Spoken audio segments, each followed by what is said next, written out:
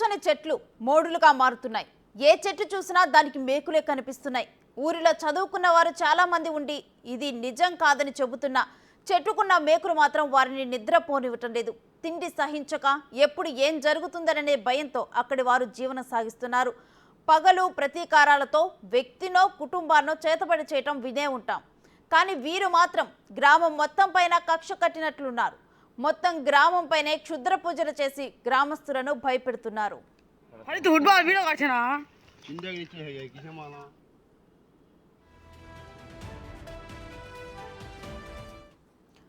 పల్నాడు జిల్లా నర్సరావుపేట మండలం చిన్నతురకపాలెంలో క్షుద్ర పూజలు కలకలంపై మా ప్రతినిధి సాయి శంకర్ అందిస్తున్న రిపోర్ట్ చూద్దాం.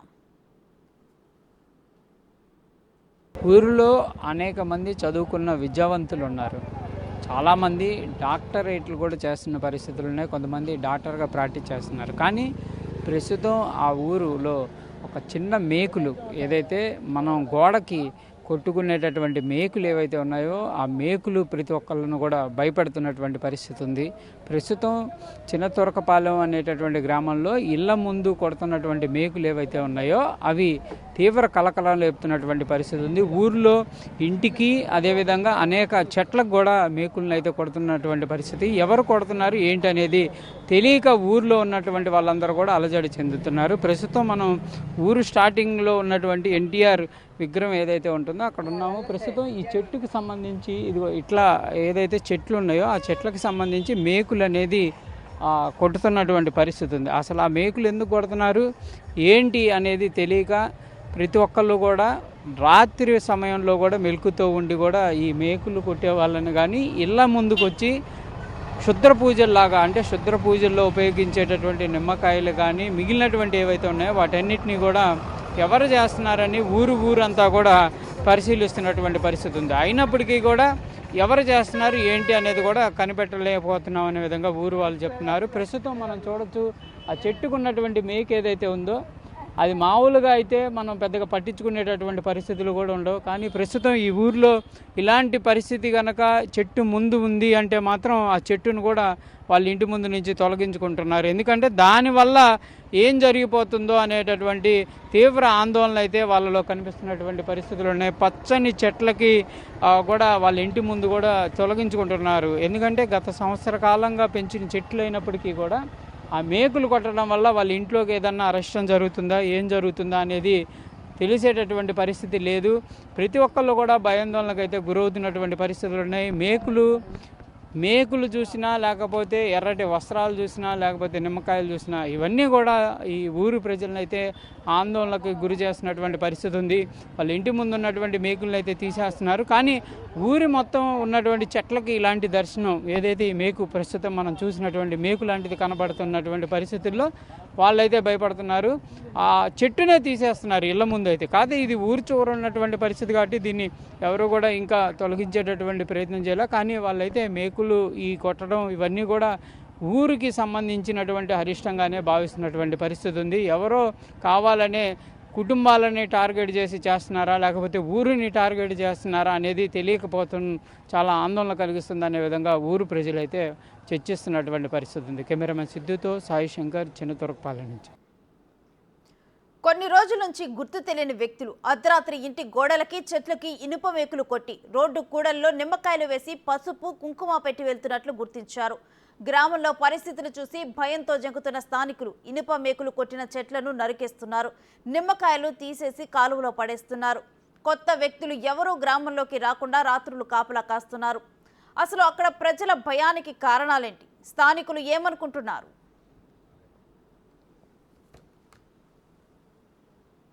చిన్నతురకపాలెంకి సంబంధించి ఇళ్ల ముందు చెట్ల నరికివేతకు సంబంధించి ఎలాంటి పరిస్థితి ఉందనేది ప్రస్తుతం మనం చూస్తున్నాం. ఇలా ఏదైతే చెట్లకి మేకులు కొట్టినటువంటి సందర్భాల్లో ఇంటి ముందు ఎట్లాంటి సిచ్యువేషన్లో ఉన్న చెట్టు కొట్టివేస్తున్నారు. ప్రస్తుతం అటు ఒకసారి మనం అక్కడ చెట్టును గమనించండి. ఆ చెట్టు ఏదైతే ఉందో ప్రస్తుతం ఇది నరికేసిన చెట్టు అంటే ఇంటి ముందు పెంచుకున్నారు. మొన్న ఈ సందర్భంలో ఏదైతే మేకులు కొట్టి దానికి నిమ్మకాయలకి సంబంధించినటువంటి గుడ్డలు ఇది చేసినటువంటి నేపథ్యంలో పూర్తిగా మోడుగా ఆ చెట్టుని అయితే నరికేశారు. ఎందుకంటే ఇంటి ముందుంటే ఏం జరుగుతుందని అనేటటువంటి భయంతోనే ఇలా జరిగినటువంటి పరిస్థితి ఉంది. ప్రస్తుతం అసలు అయితే ఇట్లా ఉండేవి చెట్లు పచ్చగా ఎంతో నీట్గా ఇళ్ల ముందు స్థలాలు ఉన్నటువంటి నేపథ్యంలో వాళ్ళు నీడ కోసం కానీ ఇంకోటి అవసరాలకు కానీ ఏదైనా ఇట్లా పెంచుకున్న చెట్లని ఈ సందర్భంలో ఇట్లా జరుగుతుంది. అంటే మనతో పాటు ఈ చెట్టు ఏదైతే నరికివేయడం జరిగిందో దానికి సంబంధించిన ఇంటి యజమాని కూడా ఉన్నారు. 27వ తారీఖు మేము ఫంక్షన్కి పోయి వచ్చేటప్పుడు మా ఇంటి ముందు చెట్టుకి నిమ్మకాయలు, పసుపచ్చ గుడ్లు, మేకులు మొత్తం కట్టి ఉన్నాయి సార్. కట్టినప్పుడు వచ్చి చూశాను. చూసి భయాందోళన అయ్యి నేను ఆ చెట్టు కొమ్మని ఇడిచేసి బయట పడేశాను. తర్వాత పెద్ద మనసు ఊళ్ళో చెట్టు కూడా ఉండకూడదు, చెట్టు కూడా కొట్టేసాను బాబు అంటే అప్పుడు చెట్టు కొట్టేశాను. ఆ చెట్టు కట్టేసిన నిమ్మకాయలు కూడా పడేసి ఉన్నాయి. ఇప్పుడు కూడా కావాలంటే చూపిస్తాను మీకు. మాకు ఇక్కడ ఏం జరుగుతుందంటే ఇక్కడ 11 రోజుల నుంచి నిద్రాహారం లేకుండా ప్రతిరోజు మేము రోజు ప్రతి ఒక్క నైట్ వచ్చేసి మాకు ఒక సంవత్సరం పడుతుంది. ప్రతి ఒక్క నైట్ జాగరణ చేస్తున్నాం మేము. జరగకపోతే ప్రతి ఒక్క రోజు కూడా ఆ బజార్లో వేస్తున్నారు, ఈ బజార్లో వేస్తున్నారు, కంపల్సరీ ఎక్కడ వేస్తున్నారు. ఎంత మెరుగున్నా సరే ఇక్కడ మెరుగున్న ఆడే మెరుగున్న ఈడేస్తారు. ప్రతి ఒక్క రోజు కూడా మాకు అసలు నిద్ర అనేది లేదు. పొద్దున పోయి మేము పనులు చేసుకోవాలా, రాత్రి నిద్రపోయి పనులు చేసుకోలేకపోతున్నాం. ఇక్కడ మాత్రం భయంకరంగా ఉంది. ఇళ్లలో ఉండాలంటే మాకు కష్టంగా ఉంది. వీళ్ళైతే చెప్తున్నారు ప్రస్తుతం ఇదే చెట్టు, ఈ చెట్టు మొత్తం చూడొచ్చు, నరికి వేసిన చెట్టు ఇది. అది ఆ 2 మొక్కలు కొమ్మలు అన్నీ కొట్టేసి ఎక్కడైతే ఊరి చివర ఉన్నటువంటి ప్రాంతం ఉంటుందో అక్కడ పడేస్తున్నారు. కానీ పడేస్తున్నా కూడా వాళ్ళకి ఇంకో భయం, పడేసిన చోట కూడా ఒక యాక్సిడెంట్ జరిగింది, అక్కడ ఒక ఆటో అనేది ట్రాలీ అనేది దొల్లిపోయినటువంటి పరిస్థితి ఉందనే విధంగా వాళ్ళు చెప్తున్న పరిస్థితి ఉంది. రాత్రి 10 గంటల నుంచి 4 దాకా ఒకటే మన లాక్డౌన్లో టైం లాగా గోడలు కట్టినట్టు కట్టి ఎవరు వస్తారేమో కర్రలు తీసుకొని తిరుగుతున్నాము. ఎవరు వస్తారో ఎవరు వచ్చి తిరుగుతున్నామో మనకు కూడా తెలియదు.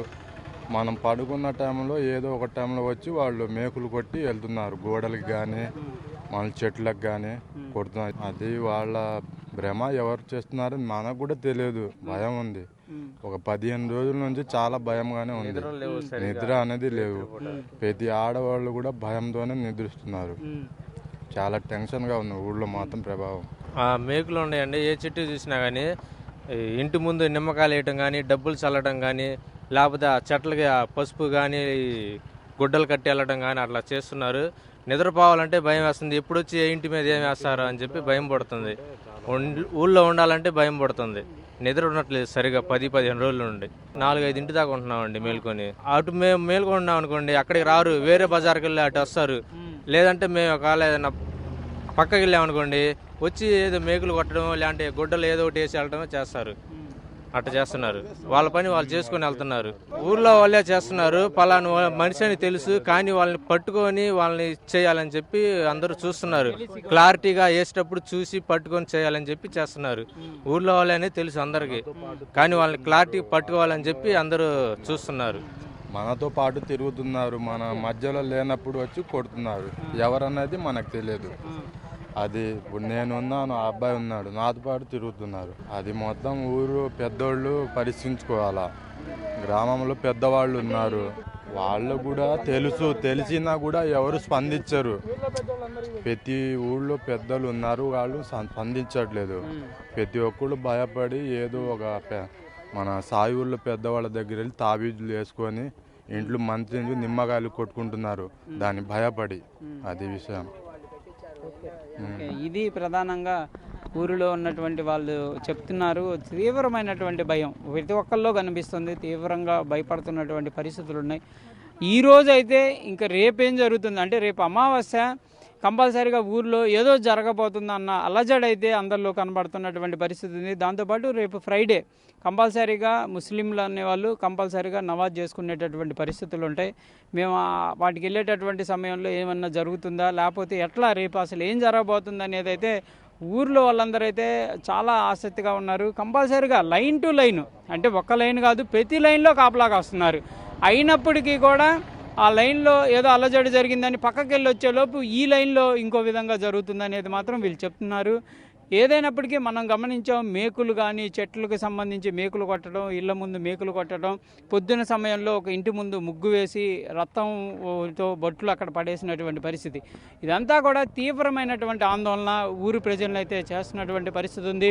ఇక్కడ నమ్మాలా లేదా అనేది పక్కన పెడితే జరుగుతున్న సిచ్యువేషన్ ఎందుకు జరుగుతుంది అనేది మాత్రం ఒక ప్రశ్నార్థకంగా మారింది. అంటే ఈ క్షుద్ర పూజల వల్ల ఉపయోగం ఉందా లేదా అనేది పక్కన పెడితే, ఇంకోటి అసలు జరుగుతున్నటువంటి పరిణామాలే తీవ్రమైనటువంటి పరిణామాలుగా మారుతున్న పరిస్థితులు ఉన్నాయి. ఎందుకంటే ఊరు భయపడటం అంటే ఒక గ్రామంలో చిన్న చిన్న గ్రామాలు కూడా కాదు, ఇది పెద్ద గ్రామం, నర్సాపేటకి అత్యంత సమీపంలో ఉండేటటువంటి ఊర్లు, ఇక్కడి నుంచే ప్రతి వినుకొండ వెళ్ళేటటువంటి రహదారి ఇది ఉంటుంది, కొంత డెవలప్డ్గా కనిపిస్తున్నటువంటి ఊరు ఇది. అయినా కూడా ఇట్లాంటి పరిస్థితి ఉందనేది తీవ్రమైనటువంటి అంశంగా చెప్పుకోవచ్చు. చిన్నదుర్గపాలెంలో జరుగుతున్న సంఘటనలకు నిదర్శనం కుప్పలుగా పడిపోతున్న చెట్లే. ఊరిలో క్షుద్ర పూజలు జరుగుతున్నాయా, ఆకతాయిల పనో తెలియదు కానీ ఊరిని మాత్రం మేకులు వెంటాడుతున్నాయి.